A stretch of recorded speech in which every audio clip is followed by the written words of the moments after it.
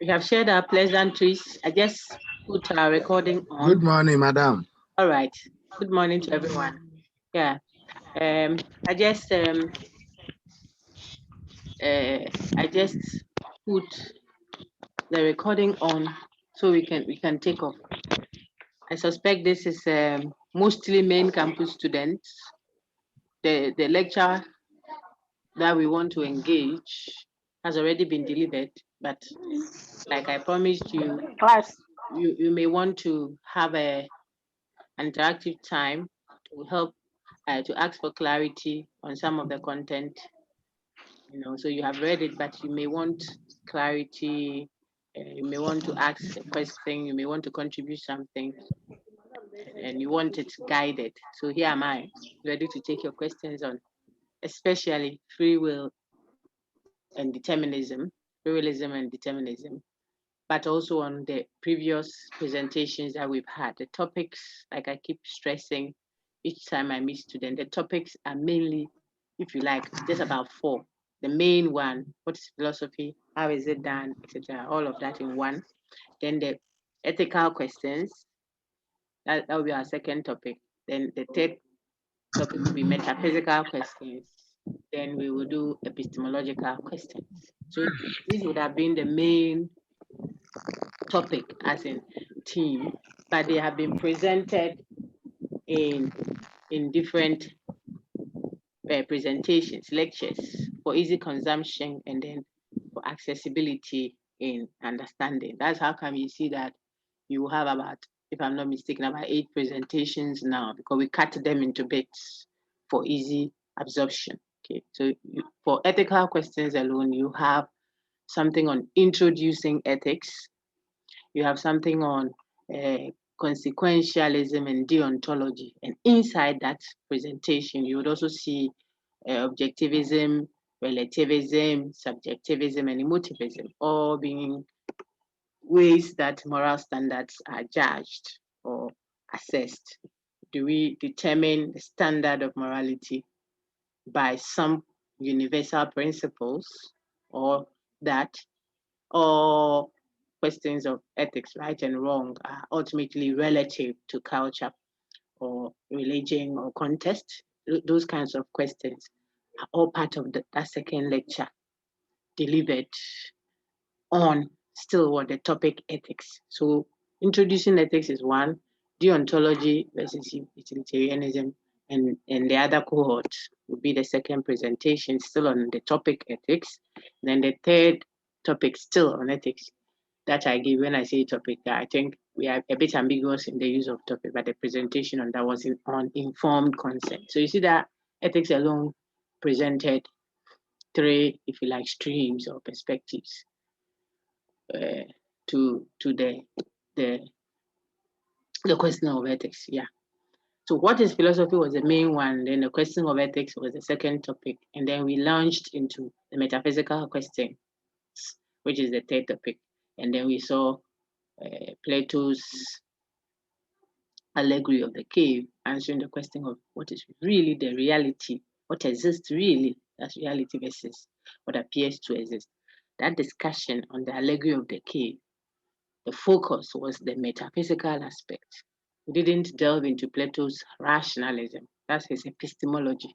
So you have to be guided. Otherwise, because Plato's text could do several things, could even be applied in our discussion of politics, social and political philosophy. And Plato does that in his Republic. All his other theories are linked to his metaphysical, framework, foundations, what he considers to be real, what he considers to be an appearance, even informs who he thinks should be a viable candidate for presidency or a lead in his Republic. So you don't want to get all the discussions mixed up by reading everywhere on Plato. Otherwise, you know so much about Plato's philosophy or Descartes' own, or the ones that we've seen, or Ortega. Ortega is an existentialist. So when you're reading on Ortega alone, out of context, you read so much that may not be relevant directly to what we want to learn from him at an introductory level. That's why we have given you a guided reading. So you get the thrust of the content that we are getting. Remember, this is just your level 100. So when you ask me, for example, what are the things that make Plato a rationalist? You want us to do level 300. You see, right? An intuition, deduction thesis, subscriber. Does he subscribe to innate knowledge thesis or innate concept thesis? That is level 300 rationalism, which is not beyond us, but it is not helpful to you. You should know what epistemology is. Then the, the ways of knowing, which is the rationalist view and the empiricist view, then what the variations are for these various views. And then now you can start interrogating whether even there is a difference at all between empiricism and rationalism. Then you can delve into the types and what makes some scholar or some author rationalist or empiricist. So I'm just trying to explain to you how you study.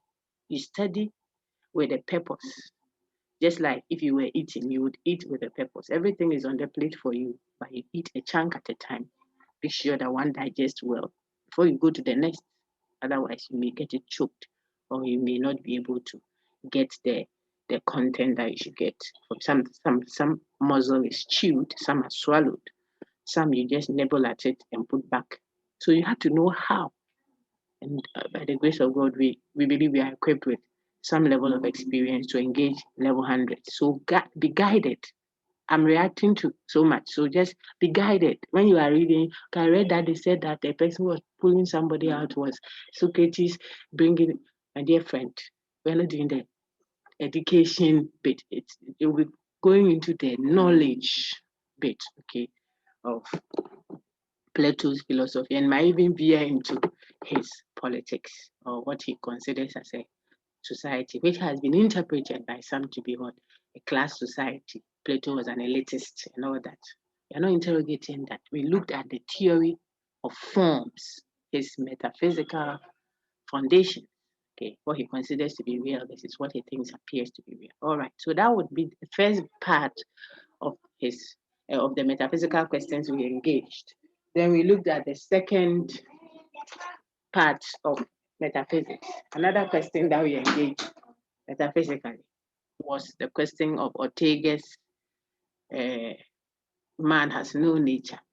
Ortega says man has no nature, if by nature we mean a fixed, unchanging essence given to man prior to his existence, which he or she can do nothing about. Ortega says we can't have that if we are talking about a human person. Maybe for a stone, that is possible because stones have fixed, unchanging essences, which they cannot contribute anything to, adding or subtracting.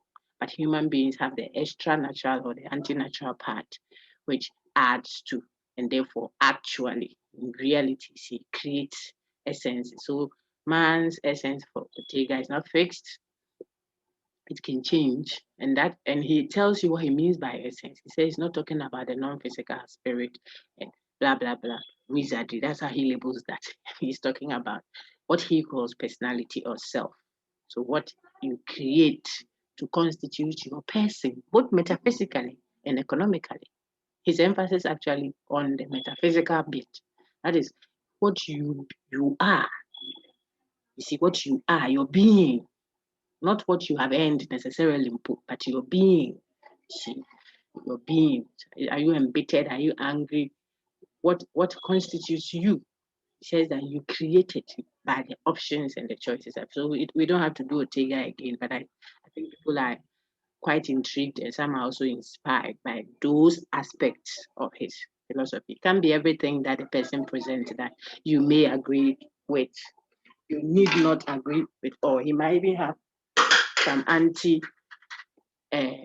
some positions that you might consider reprehensible to maybe your faith or your push into life and all that. But that the substance of it, we have engaged and we have inspired ourselves, and regardless of where our past has brought us to, some outside of our control, naturally, maybe we were born a sickle cell patient, maybe we were born with some ability or some different ability, some financial handicap, quote and unquote, family weakness here and there. They are all given.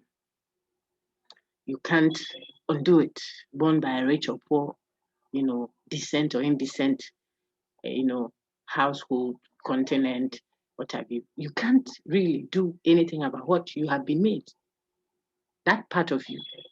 But the other part, says Ortega now, which you are able to use, is what the capacity you have to make changes via the choices you make. And that is what he calls the extra natural part. So we critiqued him and told him that if we are necessarily free, compulsorily free, like he tells us, then perhaps freedom becomes the fixed, unchanging essence given to man prior to his or her existence. Then freedom becomes that. And therefore, we can claim that he has actually given a definition of man's need. That takes us to Ortega's Freewillism. The label that we can give to Ortega as a free. Can you kindly keep your microphone muted respectfully? Keep it muted. I mute all, so please don't unmute. Don't unmute your mic, please. And I mute all, okay, so that people can hear us. We are recording. Okay, Kingsley, keep your microphone muted, please. Kingsley.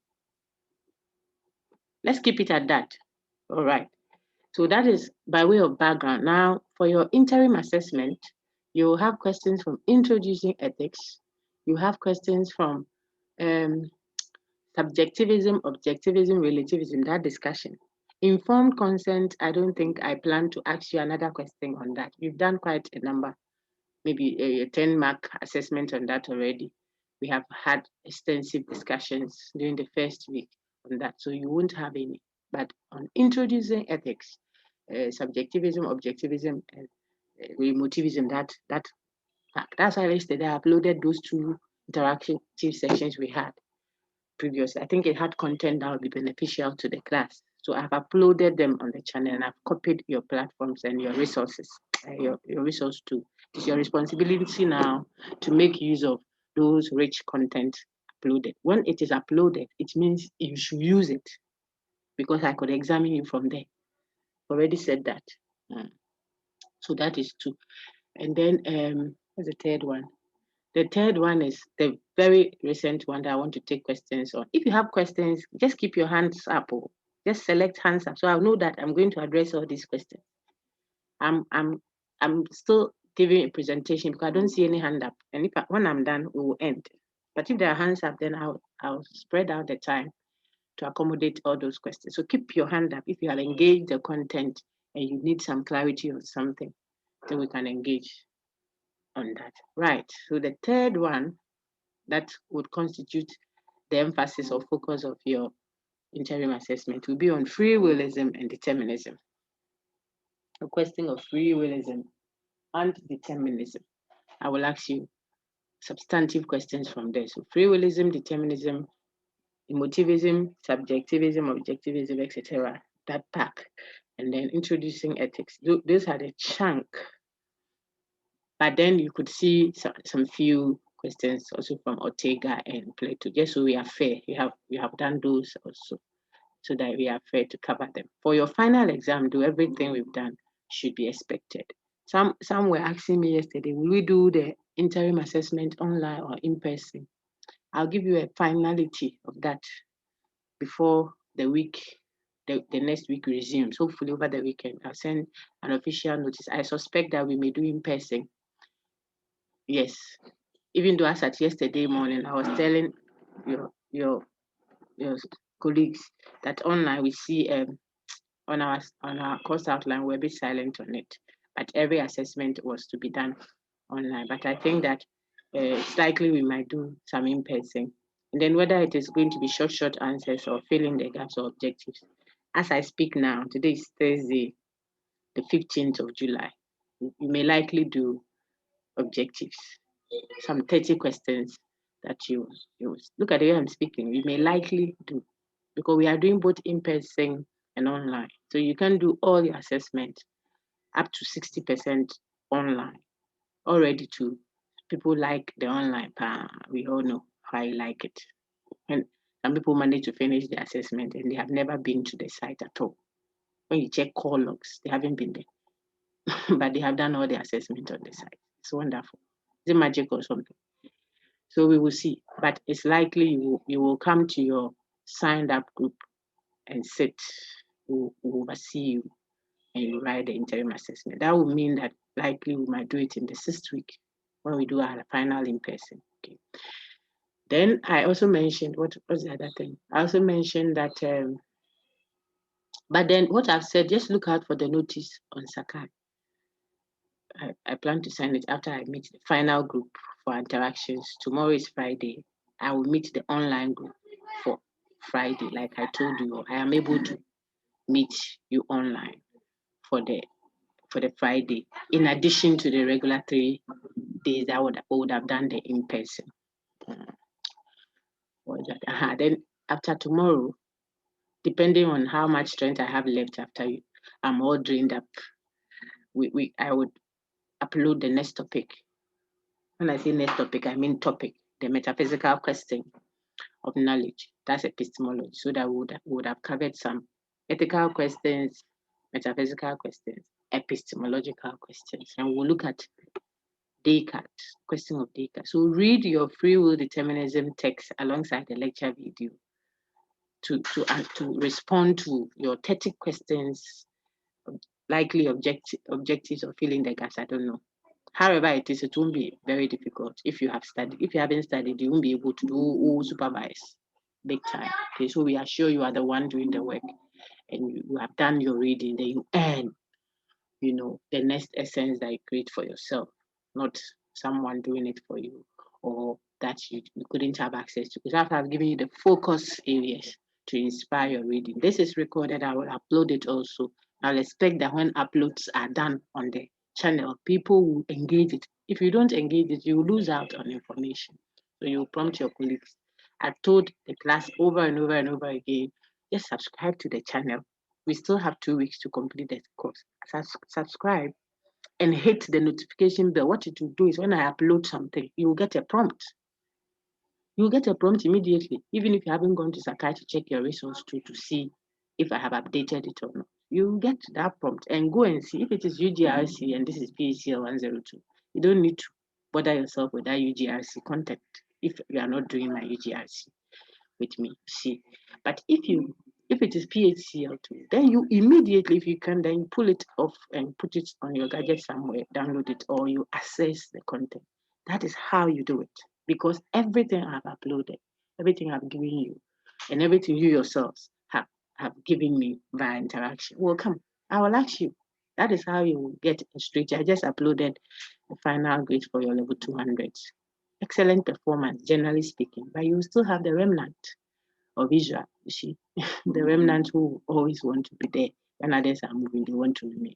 That is what I want to avoid for this relatively large class with some extra burden on you, given that the schedule is 6 weeks. You are doing quite a number of courses. Some are online, some partially this. It's a bit frustrating. So we are doing all we can to help you. You must help yourself.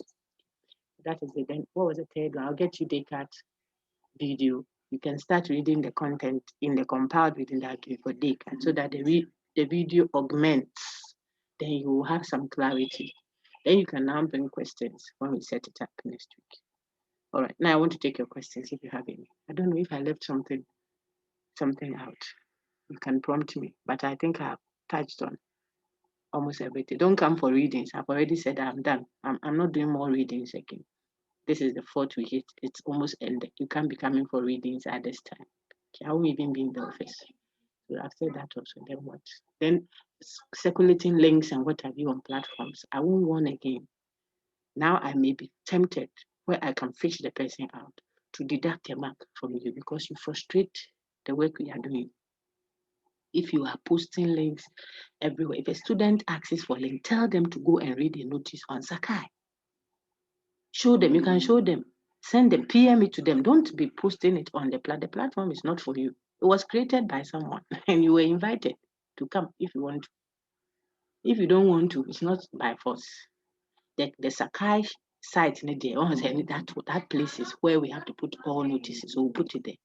But don't be posting because you confuse students and I have to use sometimes 50 messages. They are all, Doc, I thought that our classes are only Wednesdays. Why is it that there's someone, I'm in group 6. Why is it that, because we teach different people and people find themselves at different places all the time.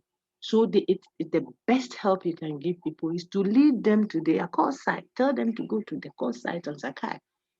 If you are in the same group and the same campus and all those with the you can just go to announcement. Look at announcement 1. It is titled Introducing a PM. Send it personally to the person.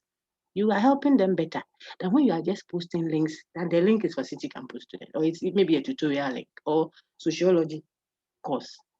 You are trying to help, but you end up giving something. The person appears somewhere, and then I have to now be the one helping the person. That is if I even see it early enough. Like right now, class is ongoing. I can't be engaging you and responding to someone who says, "Doc, I can't get. I have gone to the wrong place. They are doing maths there. Please, where is the link?" How will I be able to help this person? The person will miss the session or miss that information. So your best help. This is the last warning, so that it's not a matter of taking people off the platform. I will take marks. I can fish you out easily if I want to, but I intentionally wouldn't want to. And so, my dear friends, these are all a summation of time. I may not even be addressing any particular person in this group, but since it will be recorded and it will go to my student body, I need us to work that way, that we can help ourselves. Okay, so those are all introductory. I've touched on almost everything I think you need to hear. You will have an advantage because you have a fair idea of the IA issue. As at yesterday, I was still talking online. I was asking because it wasn't certain for me, but I think it's a bit more clearer. We will do in person. It's a 30% of your final. We don't want Sakai shut me down. I go to this question and it change. The question that came, no. We'll do in person. That means we will have mixed up the same set of questions but presented differently, emphasis different per group. You stick to your group, we collect it, you do it only once, you do it twice, you lose the mark, you get 0. That's all, because I can't have 25 for you. Then the same person, I go and check it, you have 17. Which one should I choose and why? Okay, so you stick to a group. If for some reason that week you can't be in this Tuesday group, you have to be in Friday. 1 or 2 exceptions allowed, but you should be in one in-person session for that. We'll give the pedagogical arrangement in the notice. Okay, so there is no hand up. I see. If I want to address someone right now, what you have put there is 323796. How do I call you? See, by the time I say 323796, I go. Write your name. Write your name. Even if it's someone's phone, when you sign, then you write your name so that you can be addressed by your name. Write your full name. If you write Emmanuel, there are 3 Emmanuels. Who will talk? Tahu. Okay. Okay. So I think that I'll wait for your questions now. Are there any questions on what we've done so far? How many of you have listened to the video lecture on Freewillism and determinism?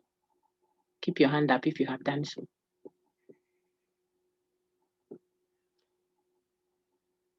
Please, 117332, can you change it?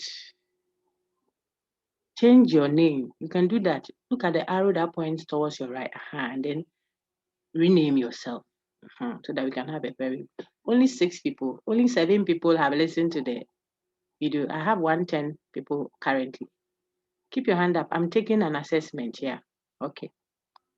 Whilst you put your hands up, let me just also tell you that the continuous assessment marks, you know the feedback exercise you did in class, those who did 4/5 and 5/5, keep raising your hand. Hey, Chonga Terra, are you my Chonga?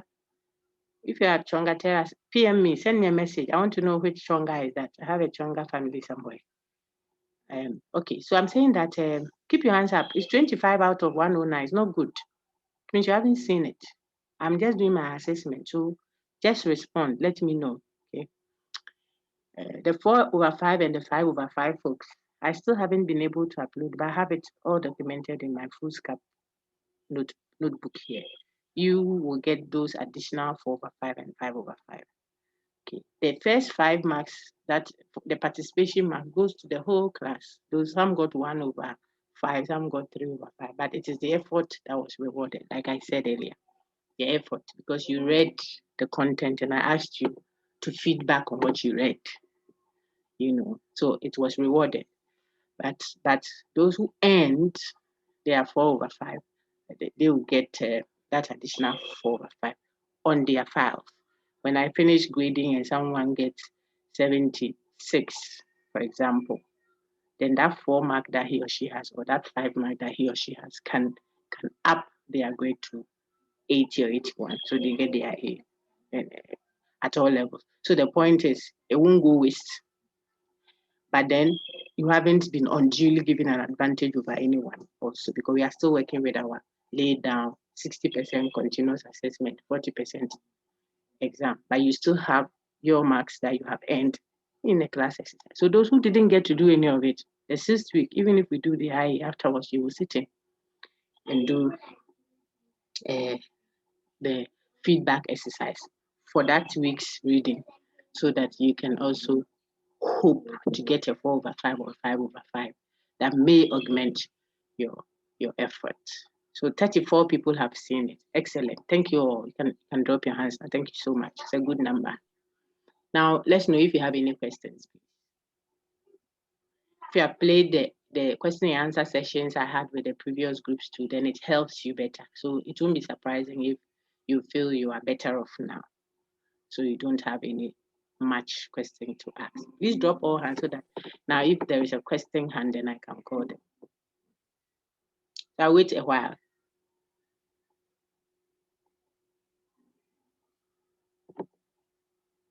I see 2, 4, 5 hands. If there are questions, then we can start engaging. Audrey David, okay, Audrey's hand went down. Kezia, it's just a cookie, so Kezia's own went down. Don't like Kingsley, don't like that. Kingsley, it's just a question because there are 3 other Kingsleys. Okay, so there's Kingsley, there's Ankuma Mensa Clifford. Is there a question? There's Jonathan Atichobe. Thank you, Jonathan. If yours is a question, Jonathan, start for us. Yeah, madam, it's a question. Go ahead, sir. Doc, is a question. Please go ahead. Please go ahead. Please go ahead. The hard determinism. Yeah. I'm asking the external factors that cause the hard determinism. Yeah. I'm asking what are the external factors that cause the hard determinism. But there's the slide section. The external factors that cause. Yes, the slides mentioned. I'm asking what are the external factors. Did you see the slides? The slides mentioned some. Yeah, I saw it, madam. Yes, it mentioned some of the features that you call external factors. Did you see it? Madam, yes, but I need detail about it. No, what did you see? I want to know what you saw so that I can expand on it for you. You see that? So what are some of the external factors listed in the slides for you? Anyone help him? Jonathan, I didn't see any one of them. I think I listed about 4 or so. Someone says. What I saw was. Josephine Soa says environment. Someone to do.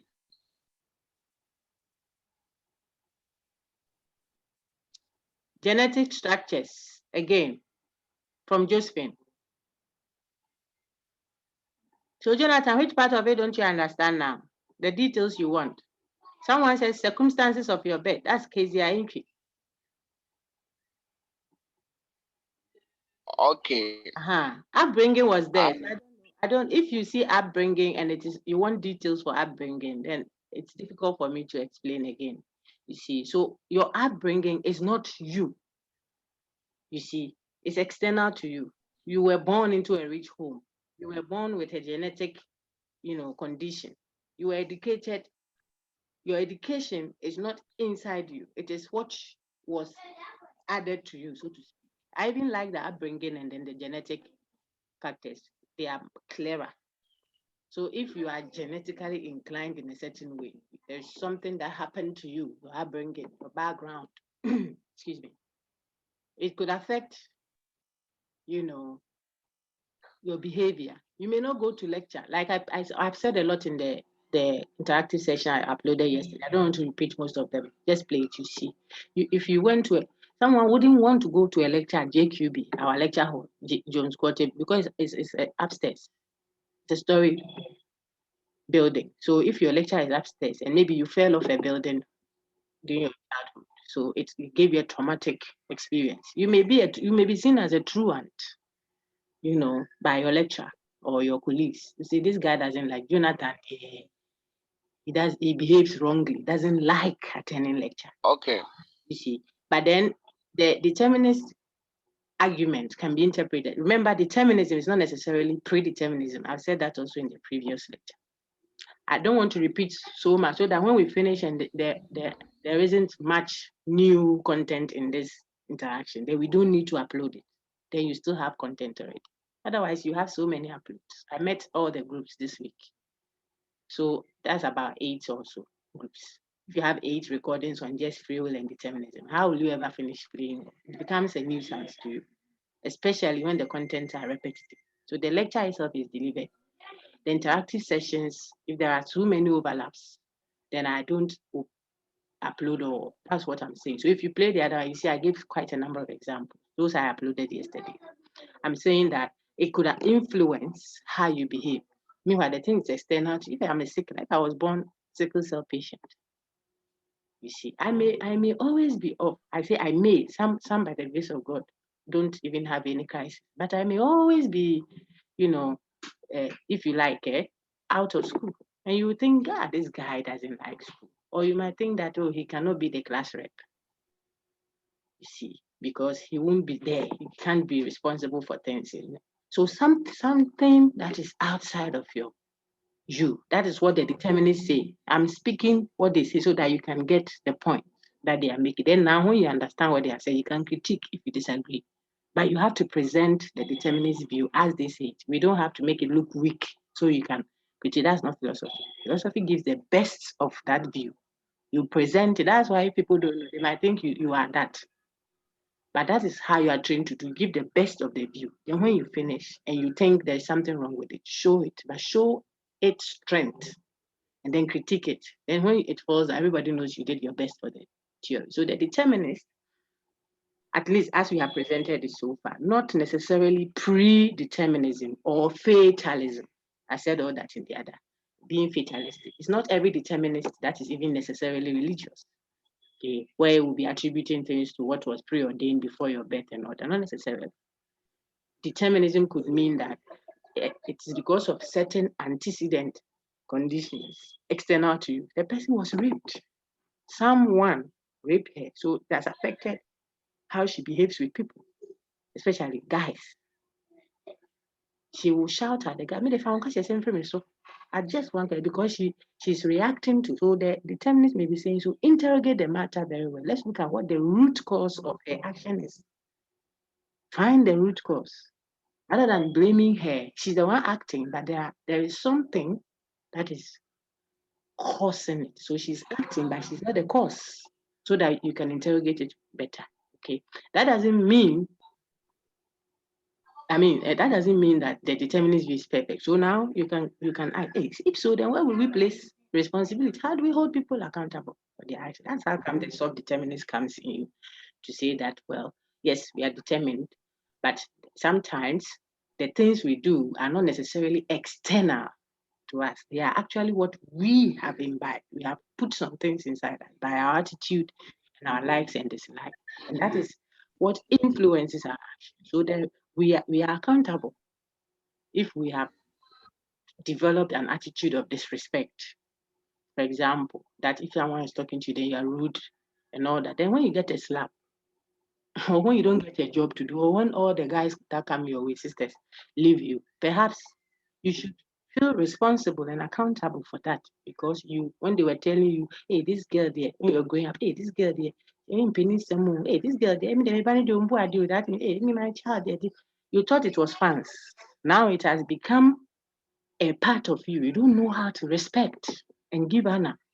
You think you are all in all, and it is affecting you. So for the self-determinists, they'll say you can still be held accountable because some actions, so that's why they are soft determinists, they claim. You see, some of your actions emanate from internal preconditions. Internal meaning you play a role in it, your likes, your attitudes. That is what is causing what is happening. Yet you are accountable. So they are trying to make room for moral responsibility, even though they accept that some antecedent conditions, people. That's why they are soft determinists. Now, William James says, look, the two of you, those two views are not different. So nobody should come and say they are soft and others are, because your attitudes and your likes, etc., are all as a result of factors outside of you. So he tries to show the self-determinism, that the self-determinants, that their view will ultimately reduce to hard determinism. Therefore, for him, William James, who's a free willist, he thinks there are two extremes, no middle line. There are those who say people's actions are determined. In other words, you shouldn't, and then he says, so it seems as if you are not accountable. Then there are those like him who we are accountable for our actions because there is free will. People act freely. There is purposefulness. There is intentionality. People look at people's faces and take somebody's husband and say that, oh, it's not me. It's not me. The guy doesn't give me peace. I know he's married, but it's not me. It's not you, Nahana. The man is somebody's husband. Can't you see? Oh, no. He says that the wife doesn't make her happy. So it's not a problem. So don't shift it to answer. Some will say it's the devil. The devil. It's the devil. Hey, Raya, you see somebody's phone line, they took it. When they catch you, say it's the devil. Well, what are the devil? Even the devil is afraid of you. Okay, so there are two extremes. So this guy, William James, and his folks think that people must be held morally responsible. Of course, the determinist hasn't necessarily said that people are not accountable. Said that. So I don't want to do the interrogation for you. You should interrogate their views. I gave you the two extremes. Now it is your task to open it out as a thinker and show the implication. You could say, but if determinism were this, and I don't think that is this. But if it is this, then it can be defended up to this point. However, if Freewillism also says this, then that is a philosophy that we will expect from you. Remember, one key strong argument the Freewillist makes, that people regret actions. Regret is a fact of life. If people regret, then they already admit that they could have acted otherwise, but they chose to act this way. That is why they should be held morally. You're talking about moral accountability, responsibility. Moral responsibility, not just responsibility.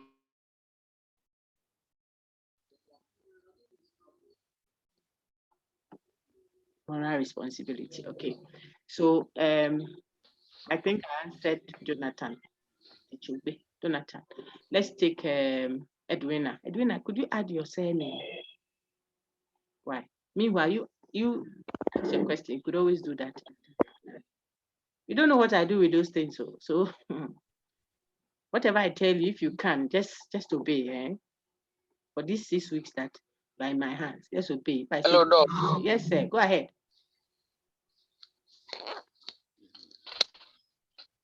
Go ahead, sir. Edwina, your hand is up. You could also speak. Any one of you. Hello, Doc. Go ahead, sir. I can hear you. I'm sure everyone can hear you too. So go ahead. Jonathan, go ahead. Any other question, please? If anyone else has a question that he or she, Karen, ask your question, please.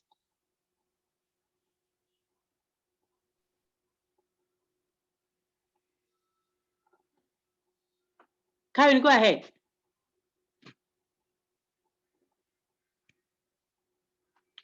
Karen, can you hear me, please, friends? Can anyone hear me? Yes, madam.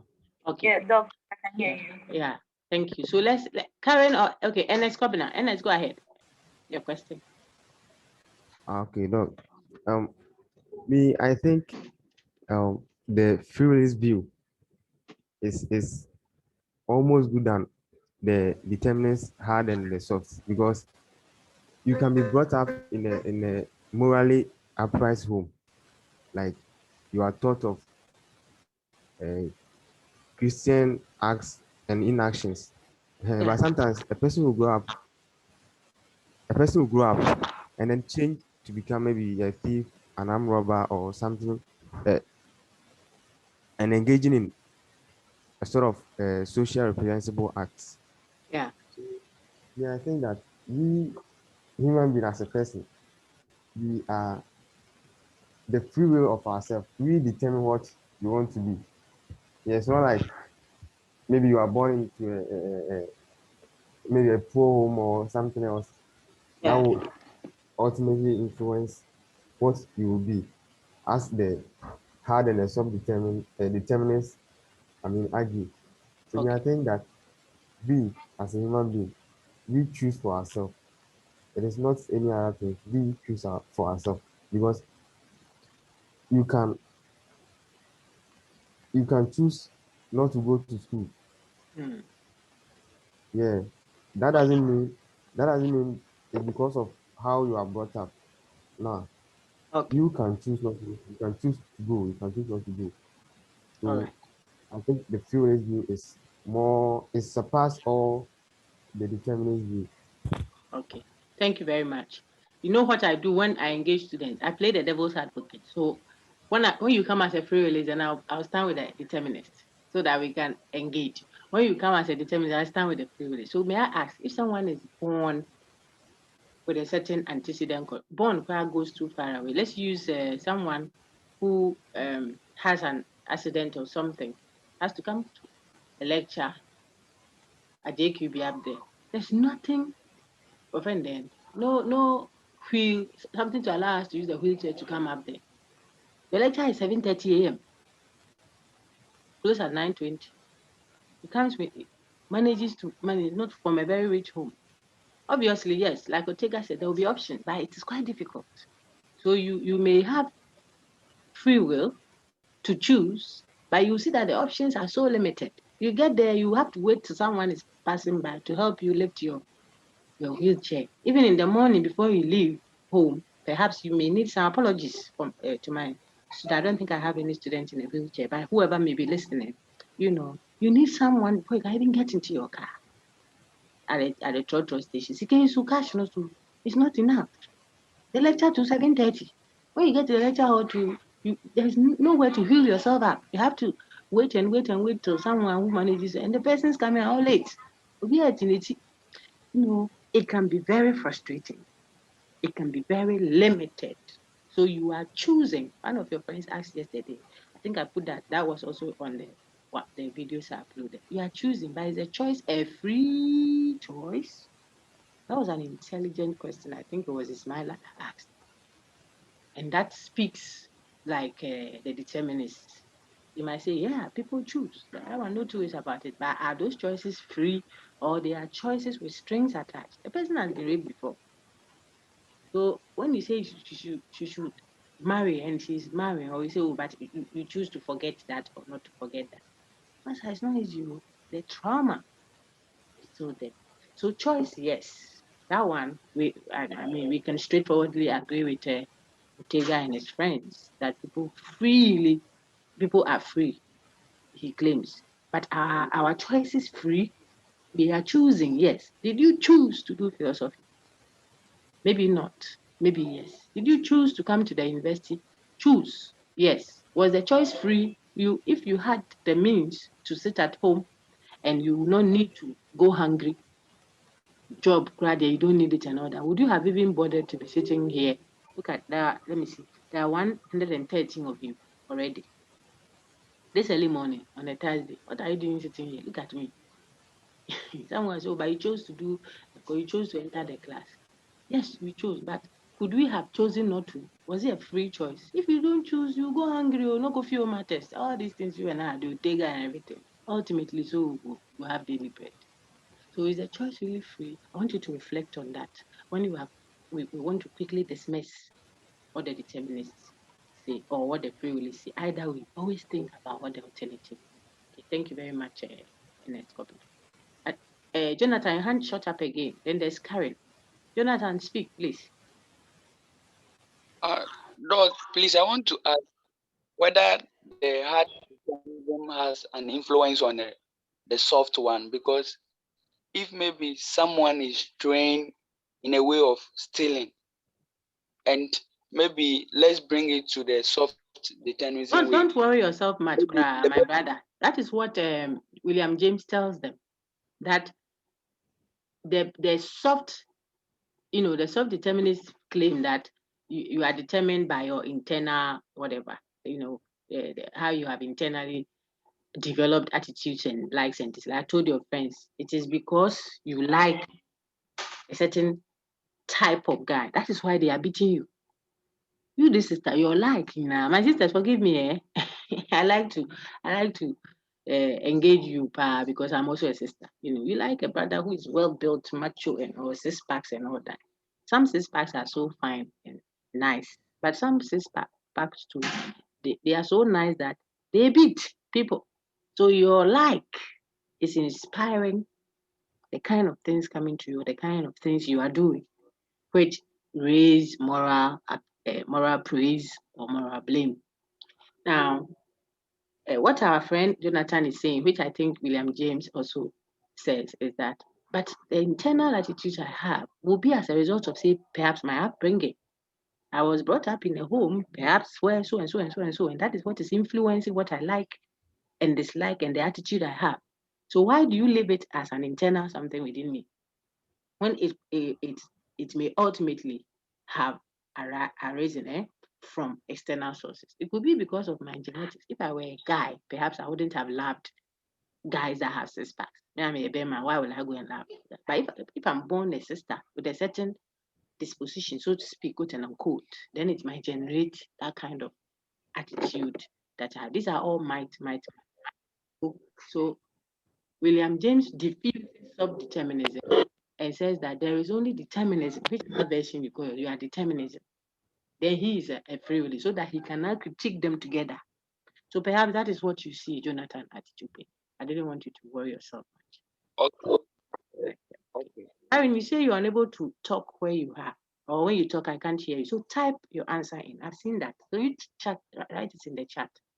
At least. Please, can you hear me now? Yes, I can hear you. Okay. So I wanted to just is it for example, sometimes you have choices to choose from. And maybe options. what You have options to choose from. Yes, go on. options to choose from, and maybe what you want sometimes might not be the one or might not be the one available. For example, Yeah, maybe I get you. you're coming to the university to maybe read psychology or maybe physics, but then in your admission list you are given maybe philosophy to come and read. But when you are reading philosophy, you are excelling in the course. Meanwhile, if you had done psychology, you might not have even excelled in that psychology. The psychology that you wanted might not really go well with you, but the philosophy you are doing is really going well with you and your grades. Can you say that that situation is determined for you to do? Okay, so the first part is, if we borrow from Ortega, what is done to you doesn't create who you are. It is what you do with what was done to you. So you were given a course, but you took it, owned it, and studied it. So now it is equal to you have chosen. Yesterday's lecture, I mentioned intentionality and purpose. You have admitted it. You didn't love the man, Isaac, but he was giving you friends. Okay, let's continue. So a man has been given to you. You didn't choose him. In fact, you wanted a short, crisp, Johnny Bravo kind of brother. You didn't get that. Some people conspired or agreed, whatever the word is, and gave you a husband. Now you go into that home because you don't want any skirmishes in there. You don't want to create confusion. So you accept and go there and then make it work. That means you have accepted it. You have chosen it now. So it is still what you did with it. That is why you're doing well in that course that you came and were given to. You're doing well. It's still you. You chose it. It is not determined because others too who were given that course, which they didn't choose, could get themselves frustrated about it. I mean, I didn't say I want to come and do physics. Why did they give me physics? There are people who are running away from some courses they have been given. Okay. So someone else too was given, they didn't like it, but they said, well, that is what has been given to me. I still want to be in the University of Ghana. I could always do that other course in my second degree. So they engage it and they are doing well. So the fact that some are doing well in what they were given and others are not doing well in what they were given should tell you that it is not a matter of you were given, so it was determined. But when you were given, you chose to accept it, own it, and work towards it. That is what the issue is. And so it can still be a free willist defense that yes, it was dumped on you, but you're choosing to accept it and work with it is what makes you own it. So you chose it. Karen, that is the reaction. In other words, if you, Okay. in other words, you could have chosen not to accept it. You could have sat at home and said, nah, this thing they gave me, this thing, I didn't like it. I didn't like it. And it would have earned you the worst grades that you will be getting. That person will be getting the worst grades, and the person will keep blaming it on whoever gave it to you. But when they gave it to you, you accepted it. He gave you the food. It has strawberry in it. You like strawberry. You should tell the person. If you think you can't accommodate, you should say, no, please, I would prefer vanilla essence. Let them shout at you at the place there. Or if you like, you walk away, leave it and go. You have lost maybe your 30 Ghana or something. But your tummy won't hurt. But if you accept to manage it anyways, I was telling your friends yesterday, I think it's also in the video, that, oh, the sister, I went out with the lady for the first time. I don't want her to feel that I don't know how to eat salad. So I ordered it keke, but I thought I could eat the rice without the cream. But this girl was eating the cream, the way she was eating it. Now, when the piano I said, you crashing this, so I force it up. Then get ready. If your tummy too is doing kukuru, go and face the consequences quietly. Take some stomach this thing. Otherwise, even though they have given you what you didn't ask for, walk away. It will be a choice you have made. You have made a choice not to eat it and face a little embarrassment. But you can ignore the choice and choose to eat. That is still your choice. No longer what the person did or they didn't do. Why did they put the salad? If they didn't put the salad, when they put it on, what did you also do? You ate it. So it becomes your choice. That's the point I'm making. All right. I see Lawrence Opoku says, Doc, please, if we have several options to choose, what shows that those choices are of our own free will? Aren't we in some sort limited to what we have in life? Limit is not the problem. I think I put that on one of the platforms. Someone put something there, and then I was reacting. I don't recall which of your WhatsApp platform, but one of them, because I react to what is there that I think I can help with. I said limit means maybe if you were expecting 100, they put only 10. So it's limited, but there are still options. So it's still a choice. So being limited is not an issue. You may not have it the way you want it, but there will always be choices. That's what we dealt with. So the person who says, I have a background, I have a certain antecedent condition that is interfering with my coming to, say, the lecture hall. I may not come there in person. Everybody might think of me a true one, but I will do what matters. Maybe I'll get video. Maybe I'll collect my friend's notes. Maybe I'll tell the lecturer that I have a challenge. When I stand up there, I'm climbing the staircase. Then I get into a traumatic. I had students like that. She can't walk in the sun. She's now doing extremely well. I can't mention names. But she'll come to the office and then, apart from our normal interaction, we pray together and all that. She's doing very well. This is about 4 or 5 years ago. Okay. She couldn't walk in the sun. She had a situation that I can't talk about openly. When she walks in the sun and she gets to the lecture, when she sits, she could lie there flat. So everybody can do anything to her. She won't know because of the sun. And the lecture was 132. We had 320, 100. It was a question. She came to tell me. So we virtually had to conduct a separate lecture. Don't come telling me that we should do a lecture, please. I beg. You are many. But that was the situation. So you can't say that because I can't go to the lecture hall because maybe I have a special ability, for example, or I have a certain traumatic situation that affects me. It is an antecedent condition, but you still have a choice about it. Well, how do you manage it? It is still your responsibility. That would be the argument that the free willists will make. that you have a way, you should have a way to deal with it, a positive way. So there can be limits, but limit is not the issue. Limit means restricted options, but still there are options. Okay. All right. Is there any other hand? There is no other chat. Should we end?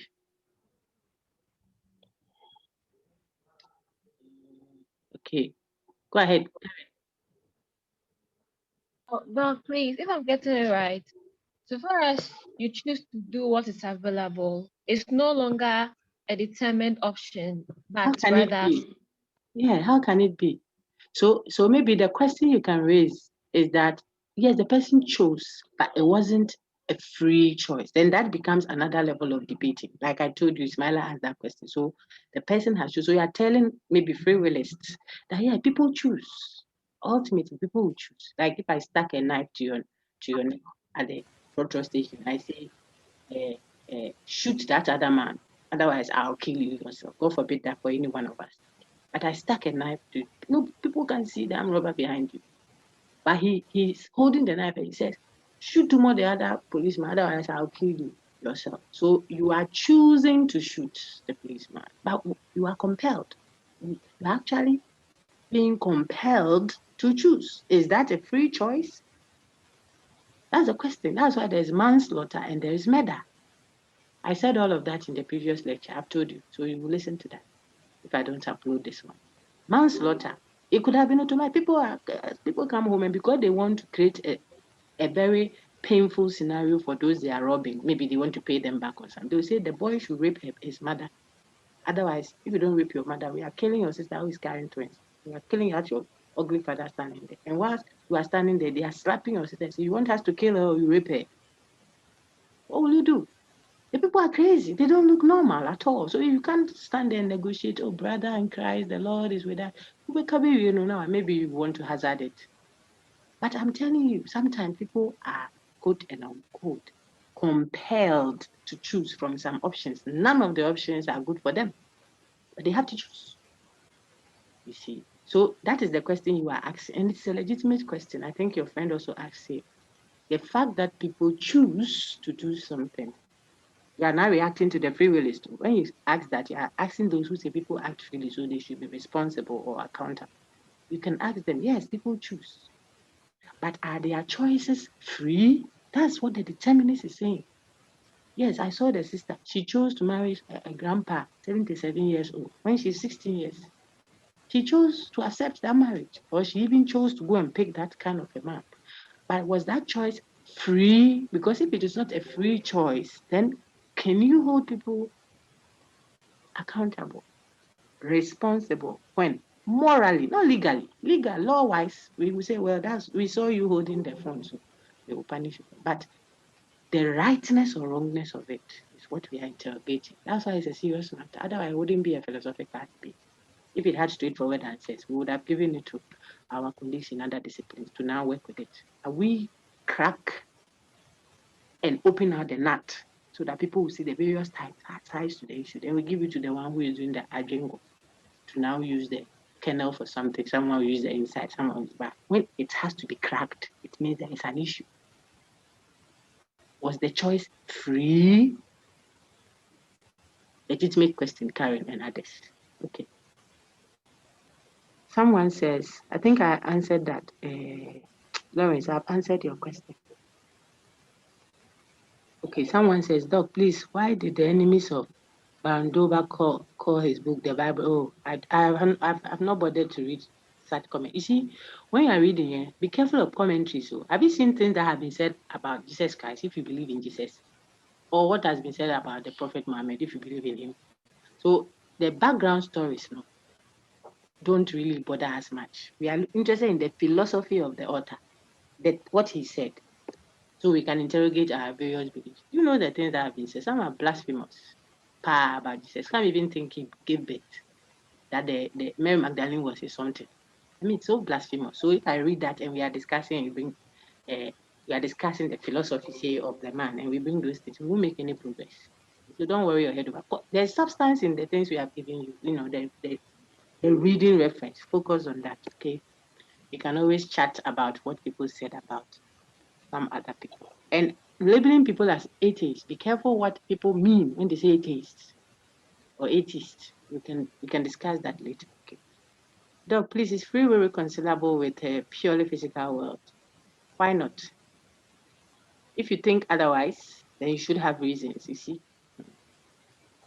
because there are two extremes that we are dealing with. Please, Doc, is determinism free? I don't understand. Determinism free, as in Isaac is asking you to pay. Isaac is asking Jessica. Doc, please, so in the determinism view, is there still free will? What do you think? If I'm compelled to be free, if I'm, like the question we asked Otega, if I am compulsorily free, I'm free by force. Am I free? Eh? You should be asking yourself, if you force me to be free by force, that is the strength of determinism, whichever version of it. You are forcing me to be free. I can choose not to be unfree. Then am I really free? Really free? So please, so in the determinism, okay, I've answered that. Karen, your hand is still up. You have a follow-up question. Please go ahead. Okay. Karen, your hand is still up. Oh, it's not a question. I don't see any new chat. So we can end. Beatrice, I reacted to you. I've seen, I've reacted to Benjamin, go ahead. Benjamin will be your parent. Madam, doctor, Go ahead, sir. please, does it mean if you want to know whether someone's choice is determined or was a free will, one has to research or go deep into the matter in order to establish whether it was a free will or determined? I think that is the inclination that the discussion brings to us. But even to establish it, what would be a basis for establishing? You see that. Just that when you are aware of such things, you are a bit slow in how you judge. You see, philosophy wants us to deal with society in a certain way. You're not in a rush. Okay, if you have met someone, I mean someone who has lost all her family in a plane crash, children she struggled to give birth to. One day, look at that one is public news, so I can use it. He's a man of God, so sometimes when you use the guy, so Sunday, maybe one God will hold it up. He's a human being. Charlie, psychological, do you know what that can be like?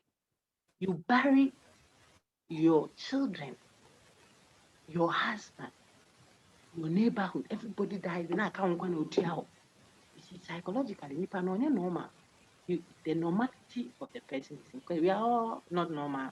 Sometimes when you engage even your lecturers or your colleagues, have a big heart because at the time you got the person there, the person has finished with 8 hours online.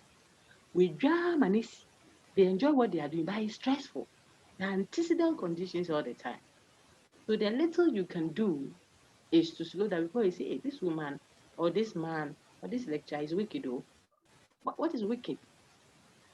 It could be that yes, he's wicked, but have you checked the person's antecedent conditions? You may bear the person up a little.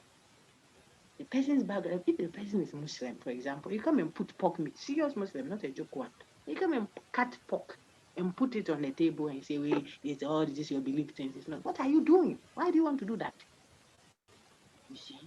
So it helps for us to reconcile what we believe we really do and some things that we are determined. And now maybe you would want to tone it down when you are writing. Now we are reconciling the two. You might want to speak influence. Some of the things we do are influence. That may not necessarily be the strong view of the determinant, but you are able to see that people are influenced by the antecedent conditions. The upbringing is playing a role. If you grow up in a home where you can tell daddy, but what you are doing is not right. You shouldn't be doing that. Why are you talking that way to uncle? He's our neighbor, please. Why are you letting our pipe? I don't even say the manhole thing, you direct the pipe hose to your neighbor's drains. Meanwhile, the tongues in this world now, but syllables your pipe hose, your electricity at home is illegal. So if you have that background where you are able to tell people around you, senior authority, but you tell them this one there, you are wrong. That thing can show itself when you are with your colleagues and you are doing a discussion. say on Otega, they will be expecting that, oh, but the person is the lecturer or the person is the TA. Slow down. You don't have to be, but you two, you don't intend it to be rude, oh, but you have a certain background. It comes out. So what? So everybody can be like you, but we can help each other coexist. So when you see that this person on the side, they have a big heart, not a big heart to allow them to mess around, but I have a big heart to help them shape and become, relevant. Yesterday when we were having the second session, I couldn't upload that because someone intentionally, it was intentional. This one, they know determinist should come in, but I mean, it was intentional because even the name the person has put there is offensive, intentionally offensive. Put a very profane name so that you react. Then the person will intentionally talk into the discussions. Because when you talk, like right now, I see Benjamin who will be on the screen. It means that his microphone is open or he's possibly breathing into the mic or something. So the system picks it. And the person knows so that we all see on the screen some very profane thing, So when you react, then the person will feel that person has a big problem. And I told them, I won't react to you. I won't mention the name. When I say I won't react, I wanted, because students were now telling, oh, why are you speaking that way? Then he's using very profane language to his colleagues or her colleagues, or maybe her colleague. Maybe it's a blend of the two, I don't know, to them. And people have stopped listening to, or they are trying to stop him. Oh, don't do that. Oh, you shouldn't say that. Why are you speaking this way? I told them, look, people have different challenges. Brian, may be well in people are crazy. Some drivers that are not correct. Some pedestrians are also not correct. It's not correct. What is the that I'm making? So when you go and you say, please put the shooter separate, and she says, don't go and fight the person. Have a big heart. Because maybe this morning they told her that her oil that she is importing to come and do her watch or something. The car is stuck somewhere. That is what she's reacting to. No, you to be at peace, my dear brother Benjamin. So what it does, from you say I move from church to wherever, is to help you have a fair knowledge about antecedent conditions that sometimes influence how people behave, relationship work, friendship work, academic work, business. Some boss will enter the office, and as soon as he enters, he wants to be so in charge. You know why? The person is suffering at home. The wife is beating him at home. It is only in the office that he's a boss. So when he comes, why are you standing? Then you sit down. When he enters, why are you sitting? You have to stand. Why? Because when he goes home, he's not a man. It is not for you to let his pressure come and disturb your life. When he comes and he says, today you should stand, he stand. Stand with joy. Lunchtime, go and eat. When the next day he comes and says, why are you standing? You should be sitting. You sit with joy. Let him be the one working on himself. You can't allow his antecedent condition that is telling on him to be passed on to you. That is the posture, and that's what this one does. Then at certain places, you see that this scenario I gave you has both a determined aspect and a free will. You freely choose to allow that person to hurt your day. This guy, and the whole day, boss, he's your boss. You always be your boss. Every day you go and see him. So if you decide that every day you see him, your heart, I don't know, your heart will cut, then you have a good day. That's determinism and freewism. Some things you can decide. Now, I didn't talk predeterminism. I believe in that. There are things that are predetermined by about that. That's before you even exist and all that. Then fatalism means you do nothing about it because after all, what will be will be. That's the posture. That one is dangerous. Fatalistic.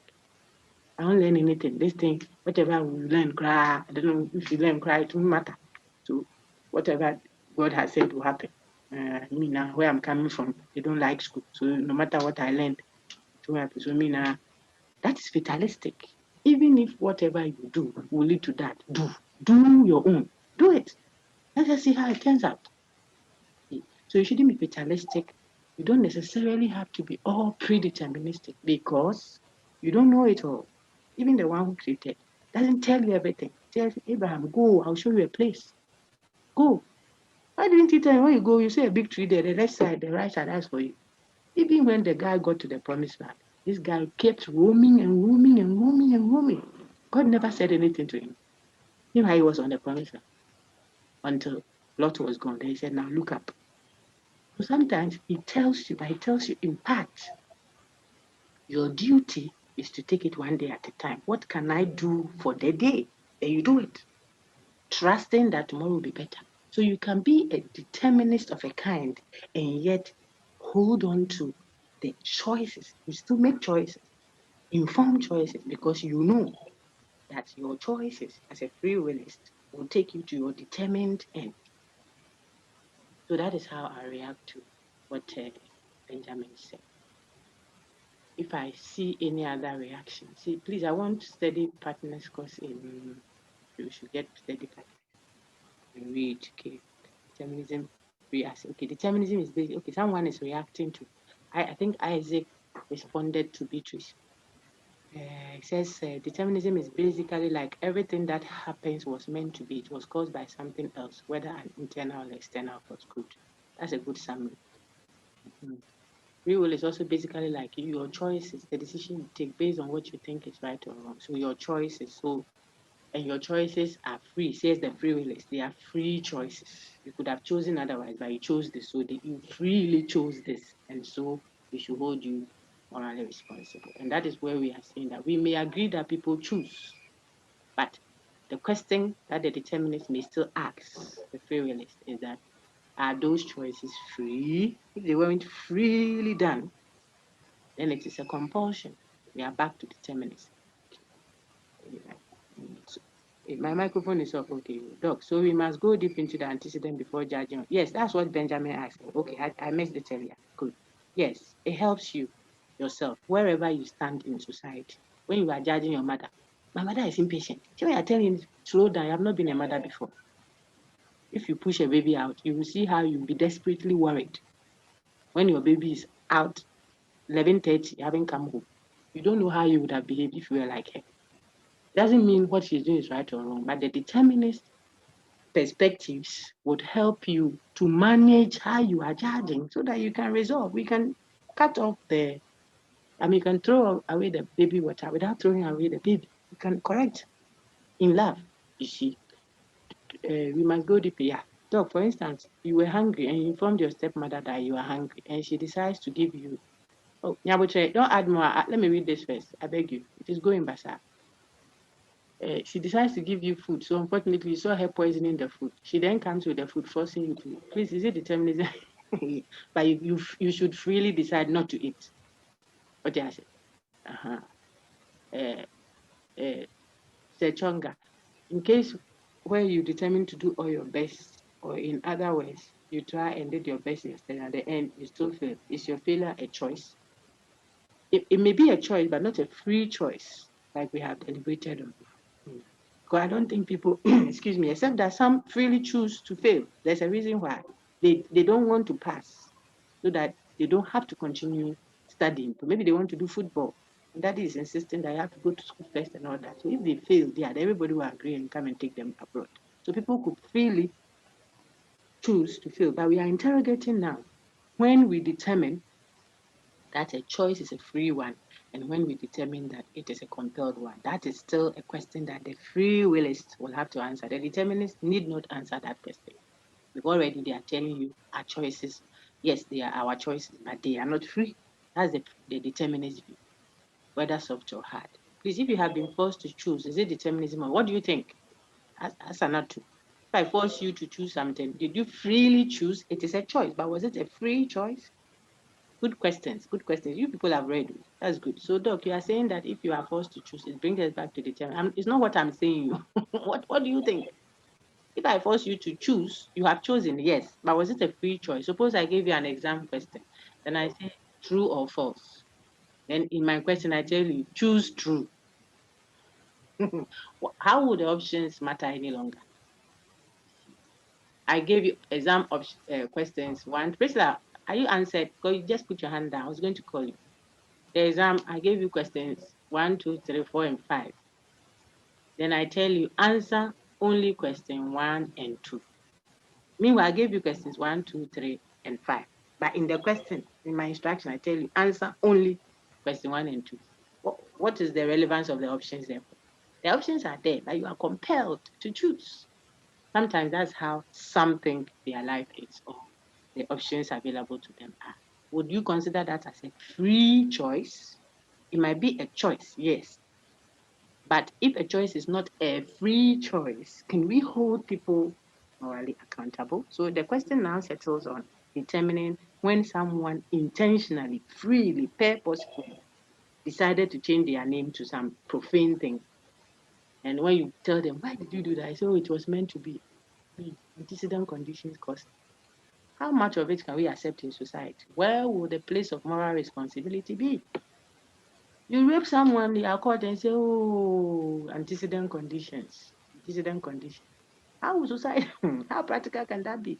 We'll have difficulties practically. But if we also judge people just based on actions without interrogating the antecedent external factors, some of them are genetic, some of them are blah, blah, blah. If we don't do that, then we might be judging people wrongly. Might. So it is a blend all the time per context. That's what we try to do. Let me hear Priscilla Ajimai. Priscilla, go ahead. Afterwards, I can take Doreen. Hello, Doc. Please, there's this practical question that I wanted to ask. Please, I was Recording. thinking that Doreen, is it your background or Priscilla's background? They are recording. it's not my background. Please, can you read? Oh, please, we are recording, or otherwise you won't benefit. Go ahead, Doreen. And please, coming to school, I bought 2 forms, and then I wanted to do media and communication studies. And then my parents were like, no, there's no way we are going to allow you to do that. Simply because if you don't know anybody in the media field, you wouldn't get job at the end of your education. So I was like, why are you doing this? Meanwhile, growing up, I told you that I had always wanted to be like Nana Banama. And then my parents, they know perfectly well that, oh, Priscilla is very fluent and then she can do it. But yet still, they said no, they never agreed to it. So they were like, no, come to Legon and then come and do philosophy and geography. With that one, they are like, at the end of the day, you surely get a company to work with. Here in the first case, what I was determined to do was shattered. And then because they are my It should be this way. What you chose to do. So you wanted to act freely. Go on. what I chose to do was shattered. And then Are you sure it was shattered? it has been shattered. And It then hasn't. It hasn't. and then I think like I wasn't given like any choice Are again you to dead? since they had been Are you dead? taken Sorry, are you care. dead, my dear person? Are you dead? No. Do you remember Ortega? Yeah. Go get it. You're not dead. That is all the discussion was about. You're not dead. You see, our essences are not static. Perhaps you might even be a better Nana Banamwa with some philosophy and some jog than you would have been if you were perhaps so. So that is the posture. What has happened to you, what people did or what people shouldn't have done that they have done are painful, yes. They are sweet, yes, but they don't matter. It is still you. You are still alive. You are still here. The dream you had is not dead. You yourself, you are more alive than ever. You will remain alive. You have to just keep going. That's what Otega said. Project unending. That's human life. Not like the stone that is sitting, they can't do anything about it. My life is shattered. No, there's nothing like shattered. Chatawale. There's nothing like shattered for a human person. No matter the situation. That's what I want to tell you. At least from Ortega. Okay, my dear. Thank you, Doc. You're welcome. So just keep that dream, keep it there and work towards it because that's the essence you want to create. These are just stepping stones in your mind because it is you, of course, if you ask me, plus God. I don't know what Ortega would say to that, but I say you plus your God. Every other being or thing or situation is a contribution. It can add or subtract. We are not looking at it forward ever. Impatience, very mindful that if you take the wrong steps, it could also affect what you are doing. So you are very mindful not to limit the options towards that essence. But the essence is not lost. It's not shattered. Who said so? All right. Doreen, my lights are off at home. So when I realize that we've gone to 20-something% of my laptop, what I'll do is I'll pause so what we have done can save. I keep I'll use my phone hopefully to continue. So you will bear with me there. If we have to end abruptly, I'll come back online. Okay. Doreen, go ahead. Well, please, I want to ask a practical question. Yes, go ahead. In a situation whereby a girl visits a boy in the room, Yes. and then the girl is being served with a drink or something. I'm sorry, I want clarity. Did the girl go to the boy's room by compulsion? No, visit a friend, Okay. like, So she went by herself. yeah. Okay, go ahead. With no intentions of anything happening, like. But she went there herself. That's yes. what I'm saying. Go ahead. Thank you. And then she's being served with a drink. She knows Yeah. they are friends. Yeah. Like, not knowing maybe something has been put in it. This kind of aphrodisiac content which arouses the feelings of people. So she takes the drink and then drink it ignorantly. Yeah. And then right from there, she's being led by her emotions. She was not forced to do something, but she's being led by her emotions. There's an element of force there. Continue. Because did you see my slide? I put dragged. If the person was dragged. Yeah. Yeah. How much of it? I gave you scenarios. If there was a knife stuck to my neck, God forbid it, that rape that your brother, or rape, otherwise we will kill you yourself. You know, the person wants you to commit something, so they want to destroy your life, so they do that, and you do that. You rape your own sister, so she's not killed by the armed robbery. They take all the money, kill parents, but they say if you don't do this, I will kill your sister too and kill yourself. You can't contemplate under that is manslaughter. Maybe you killed someone that way. It will be manslaughter, not necessarily murder, if it is established. That's what one of your friends asked. But establishing it in a heading, for people to intentionally do that and say, oh, they compelled me. So we are back where we started. You see that I took your question halfway, because the point then is the person didn't choose to succumb to that intercourse, that sexual relation, but she was dragged, and then her emotions were tickled. So she's yielding. That's the action. But did she willingly do that? In other words, did she freely give herself? That is the question the determinist is asking. So if you come and interpret the act only, I mean, if the person walked to my face and slapped me, I say, hey, I'm your left. I say, oh, then you give me another one, and then the left one too. Then I say, my friend. Then the third one, and when I ask, why are you doing that? I say, oh, it was meant to be, dog. What will be, please. This one, they don't let it affect my grade, dog. Hey, the guy is not sick that we know of. He has the vim to do that. We may want to say that, no, he intentionally did that. We'll punish him for that. But if we also establish, so to speak, that this sister didn't intentionally go there to be, friends, and they'll drag her, then she yields, you see. And everybody comes and the picture is everywhere. How do you establish intentionality? Now you see why when the NAS expose came out, we were all engaging it from different perspectives. You see the person holding money and someone else talking to them. How do you interpret that? It's not straightforward like that. So it was good we kept hearing more and more and more so that you can establish, at least empirically. You know, even empirically, we may have our doubts when we start reading Descartes, but then you can build, because you want to be cautious. So when you're that is why philosophy is so dear to my heart, especially philosophy done properly, not autocratically, but philosophy that is engaging. It raises fundamental questions about life.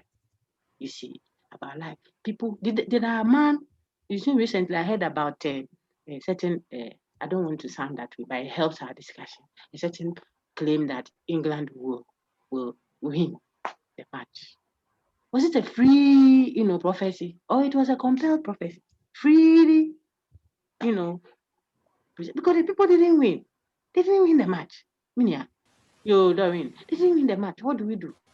Was it something that, like, something came over the person. Yes, Benjamin is true. Those two can do same. We know. So it goes both ways. It's not even about girl or boy. Some are even both girl and boy, and some two are both boy and girl. So it's not about that. It's really about how we judge action, how we determine. See how I'm using the word now. Determine moral responsibility. Someone, I saw a chat. It keeps skipping. So, but I saw one that said, "Then, Doc, you can't hold us responsible for our right or wrong." When we are giving see something, we didn't choose something, so because of that, you could have chosen not to do the course. You could have chosen not to do the exam. If you feel that you were compelled to do it, then don't do it. But if you choose to accept to do it, then you will be accountable. You see, you will be accountable unless you chose to do it, but it wasn't a free choice. Who is establishing what was freely your choice and what wasn't really your choice? That's where we are. So that we can think of moral applicant. That's why sometimes when people are arrested for crimes, we say the purpose, the motive should be what? Corrective, especially those that maybe stole something in the traffic, like pickpocket, some phone is on the uh, dashboard, then we fix it. And we go and mix them up with people like, excuse me, let me use David in the Bible, who calculatedly, if you listen to the previous video, murdered, stole somebody's wife, made. I'm talking about Bible so that you understand. No, I won't go and call any politician or lecturer or something that you can't associate with. This is not Bible. David, the man after God's own heart, was a murderer. As in what? He murdered once. I can't say he was a murderer, but he murdered. But he be anywhere to infant. That's the point I make. There is no sin that cannot be forgiven because there are antecedent conditions. It doesn't make it right, but it helps us to be corrective. This is how God corrected it. This child, he will die. No prayer will change it, my brother. I love you, pa. That is why this child will die. So that the child will live to exonerate you and make every time when you look at the child, now we move really good. You have hurt people like this. He murdered the man, sent him with his own death sentence. Go and be killed. I told your friends in the previous lecture, if you don't know what I'm saying, just Google David. The sin of David in the Bible. You stole his wife. You have plenty. Even his son Solomon cried 700 plus 300, 1,000. You had plenty. Yet, be there one inebriate. It's called covetousness. He won't go to war. You are a king. You should be on the field fighting. You didn't go. Someone has gone to fight. You take his wife. This is calculative. You can't say it was meant to be. So what? What did you do about what was meant to be? Then you send the man himself with the letter. In fact, he wanted him to go and guguso. You know guguso? Guguso means when you wait on the Lord. To go and cover up his sins. Manipulated the guy. He didn't go, Uriah. Then you send him with his death sentence to the boss. You commit, look at the people you involved in this kind of sin. Bathsheba herself, the commander, all of them, to kill an innocent man that has done nothing. Then now you are praying to God that the child should live. This is calculated. That's the point I'm making. I'm establishing intentionality and then other things that are abrupt, spontaneous. This is not one of them. So you can't say all our actions are always determined. That's the strength of the free will studies. People freely choose. So God, even God Almighty, won't forgive that. He'll forgive, but he will punish.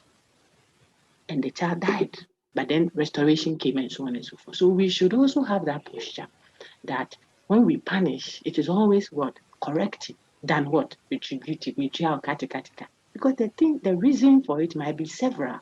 Married, okay, from society negligence.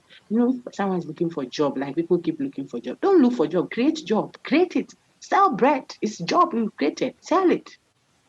Philosophy, we create job, think and create, find a solution to a problem and make it your way. It can be someone connecting people to a com center, this, and that will be job for you, and you employ people. Everybody's looking for a job. Who should create a job for someone to come in? But I'm saying that society's inadequacies can have a tail. It can influence, even if not determine. It can influence. It can limit the options available to people. That a small boy and his fellow small boy will look at their fellow brother or boy's face and use cement blocks to hit the guy's head till he dies. What at all? What at all are we looking for? How can it be all about they themselves and they are choosing to stone? There are antecedent conditions piled up. Don't pile up that and create an internal situation that may inform how you act. So the man after God's own, a king at that matter, was a murderer. He murdered, calculated. You can't call it manslaughter. Okay. Now, Benjamin, yeah, that's the problem against it. If all my actions and actions have already been determined by antecedent, then there is no point of praise or blame. It's not a problem for them. It is actually what they say. So you don't praise or blame me as the cause. You may praise or blame me as the one that did the act. But as for causality, see, the emphasis is on what caused it. They are establishing causality. It says you can't necessarily blame it on the one who did it. So it borders on causality, and that question is still unanswered. We keep reflecting on it, the ultimate causes of things. I'll ask you about Judas. No one has responded to me yet. If everything was meant to be, then this everything was meant to be is not necessarily determinism. You may be doing fatalism or predeterminism. So be cautious how you render the determinist view. As he said, everything was meant to be. That's not necessarily what determinism is. So engage the content. Predeterminism could be that. Fatalism could be that. Ezekiel, this is the private. No. So check that, please. Okay. If one person is taking decisions for a group of people, will you term it as, oh, it's not the decision taken. It is what inspires it. How do we hold people accountable? Are you saying that his decision was already meant to be so, or there are options available to the person based on which he or she is making the decision? That is what we are interpreting. You have to go back to the slides so I don't get it all messed up. All right. Doreen, your hand is still up. If it is not a question, then you could kindly drop your hand so that I would see. Yeah. Thank you very much. So there isn't any other question. If I'm taking decisions for a group of people, the people can choose to accept the decisions I took for them or reject it. So they still have their choice. And the free will says if you are choosing, then you should be accountable. But there were options. Why did you choose to accept when you could have chosen not to accept? Then the counter response from the determinist would be, what if that my choice, which makes me free, yes, that my choice wasn't optional, it was compelled. Then if the choice is not a free choice, can I be accountable? That's the debate. So please set it well, okay, so that I don't confuse everything. If the person made decisions for you, did you also accept it? If you accepted it, then you chose. Then now we can raise a counter. The counter will be, but I chose because I didn't have an option. Are you sure? You could have chosen not to choose. It would still have been a choice. So you will be responsible. That is the real debate. Okay. I don't see any other. Wait for 2 minutes. If I don't see any other hand, any other comment. Yes, if you are forgiven, it means that I won't hold it against you. That I'm reacting to Samuel Etiba. Okay. He says, why would you say I'm forgiven yet I'll be punished? Yes. If I punish you, then this punishment will mean I'm restoring you. I'm putting you back to your place. Yeah. But you are forgiven. I know in my heart, but I have to restore you. That is church. We can do church later. That's the posture. You see, you ask anybody, if you don't get a recompense for what you have done, you can't be put back at your. That's what some people will call karma. God bless you to Jessica. People will call that karma. Some will call it a mother, true mother. When you go and tear your school uniform, when we are in class 2 or 3, when you come, she die. Even the mother, when they are beaten, sometimes it's as if they just want to touch you. Hey, I got the two squad name. How? Camera. This thing that is doing, it won't do you nothing. Even if you are playing football. Someone say, hey, doc, you like say it won't do you nothing. I have Nigerian constituent. You don't know. I want them to feel a belonging also. You say, if you are playing football and someone knocks your neck, the way it pains you even more than how mommy beat you. But the way you cry your heart out, do you know why? Because it's paining you that mommy has beat you. But mommy does that. That's why You are connected to mommy. It is the person who doesn't care about your life. That whatever you do when you are passing is looking at you. Hey, this boy, he won't say anything to you. You can do everything in this world, smoke everything that has smoke in it, and drink everything that is drinkable. He will just stare at you. That is not, there's no relationship. The person who relates with you will correct you. Any power, he that the Lord loves, the one he chastises, he will chastise you so that someone else doesn't come and discipline you to the point that his heart will cut. Hey, that my daughter, you are beating like that. Yeah, but what she did wasn't right. But she's my daughter. The way I'm beating her there. But if I beat you myself, then I'll do pa. Everybody will know what you did, I'm beating you for it. Then no one else will come and show their disciplinary power. I think that's the posture that God takes, I believe. Always correcting them that he loves. By correcting with the king. There is foolishness beside an inside or around it, the heart of a child. It is the cane that takes it. Doesn't mean go and beat the child like a dog. No, it just means you have to correct. Correction means you show the person I didn't do it. So sometimes I have to sleep at 6 o'clock. You won't play the phone. I tell my boy, today you are sleeping at 6. Put the phone down. You are not playing any game. I'm not beating the child, but I want him to see that this one, they are good, so that next time he will be reminded of it. That's love. Not, oh, me, they don't beat my child. I'm not saying go and beat the child, but correct.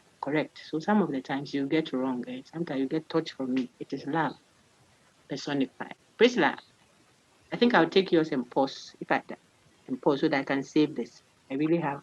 They've taken my light too, and I can't start the plant, so I'm all stuck here. Go ahead. Okay, madam, I'm having one practical question again. Go ahead. So my question is, should in case I happen to be the daughter of one of the reputable pastors Priscilla, in forgive the me. I'll say something quickly. Please don't say should in case, okay? And don't be offended about it. Say in case. That's all. Or you can say, should I be the one of the daughters so that you don't put the two together? Why? Nobody knows who you are. Continue, cry. Why, my sister? Okay, madam. So Yeah. in case I happen to be one of the greatest pastors Lord's daughter, Yeah. and then here's the case: I was raped, and then my dad is probably someone who cares a lot about his reputation because of the way he's having a lot of churches across the world. And then he tells me that if I report the case to any police station or I let anybody get to know because I was raped and then I'm pregnant, I'm no longer his daughter again. And then he goes ahead to probably offer a job to this rapist and then later on impose him on me for me to marry. Yeah. Because of his reputation or he doesn't want to be disgraced. Yeah. Now, this one, how can we analyze it? Okay, so Because first of all, don't worry yourself. I get it, don't worry. So the person is, in other words, there's an imposition because someone wants to save his own face or her own face, so to speak, whatever it means to save face. It's not better, to let your child be than to save your face. That is given the specific context of the matter. Okay. But you still choose. Mr. President, the person still chooses to allow that. Yes, you choose to accept that option imposed on you. It is imposed, yes, but you still choose to accept it. I told you, someone can put your physical body into prison. You can never put your mind in prison. You see, so you can choose. Always. The choice may not be a pleasant one, but you choose. That's why those who are arguing, free willists are arguing, when you choose, yeah, moral response. I'm reacting to now. You will be responsible when you choose. So we now have to ask the counter question. What if the choice is not a free one? Then now the two of you, determinists and free willists, have to sit at the table because there is a substantive issue.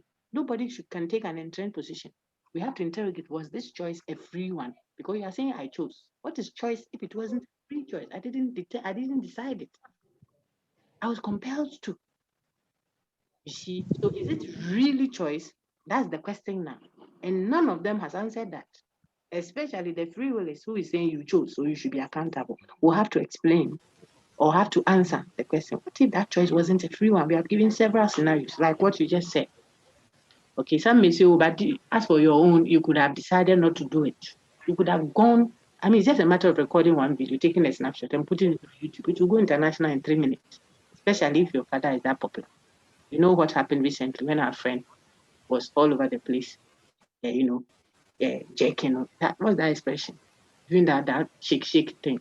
This fine brother, how it became hot news, So you could do that, and then daddy cannot silence you. But you could also decide that I will bear it, like some mothers will bear some painful experiences at home for the sake of the children. Not all of them should be born anyway. If some of them, when you bear it, you are rather hurting the children. Don't fight, but don't do you will die and leave the children more distraught. So you have to manage them case by case. So my sister, this brings us back to where we were. The reaction, a counter response from the determinist, and that should also answer favor. Please, aren't her determinists against the view of freedom? They are not against freedom. They are saying that people don't act freely. So they don't cause, people don't cause things. Causality. People may be doing it, they do the thing, but they don't cause. You should listen to the video, otherwise I'll be repeating myself too much. Okay, so Benjamin, I reacted to yours too. It will be on YouTube, I hope. I'll play it back and see if there's so much that haven't been said in the earlier ones, and then I'll upload it. I think one cannot be held responsible when his or her actions were determined by an external factor. How do you cause? We are talking about cause, moral responsibility. We could punish people, so let me say it well. We could correct people. Doesn't necessarily mean we are saying they are the cause. That's what the determinist is saying. Like the way we treat cancer, and we don't beat the patient up for having cancer. How can you blame the patient? But we correct the cancer anyway because the cancer is not good. So the action is not good or is good. We will praise or blame the action, but holding people morally responsible is based on what? The claim of what? Causality. You are responsible when you cause it. That's why. So responsibility becomes an issue to deliberate on. Causality becomes a philosophical issue. Free will or acting based on free choice becomes another issue. Very good. Thank you, Benjamin. I've seen your reaction. Yes, it will be on YouTube. God bless you too, Jessica. Right. Please, my dear friends, if I don't save this, I don't trust my Google Maja laptop. If it goes off, you will lose the video. I want to record it. But if there are questions really, then keep your hand up. If there aren't questions, then if I go, I'll come back. So tomorrow, I think I'll meet a Friday group also. Excuse me, between 11:30 and 1:20 tomorrow online. It's main campus, so it will be the main campus link. Those who are still asking for links to join session. Okay. You can send me all the various questions you have by my phone. Okay, and prepare. These contents will come in your eye, God willing, next week. Everybody will attend the asset. Did I say next week for the eye? No. If we do it in person, it won't be next week. So yesterday I was saying online on Thursday. Now I've updated. Like God keeps updating stuff for us. And we want to be stuck with the old. he's doing a new thing all the time. So I'm doing a new thing now. I will send an official communication on Sakai so that you can have an authentic grounds to see it as I hear and get clearance from authorities that day. Okay. Have a wonderful week. And wonderful day first and then a wonderful weekend. And look out for updates. Is there any last hand that wants to go up, please? Okay, so send me those queries if you have them or join tomorrow's session. And I'm glad to react to all your queries. Take care. God bless you. Bye. Bye.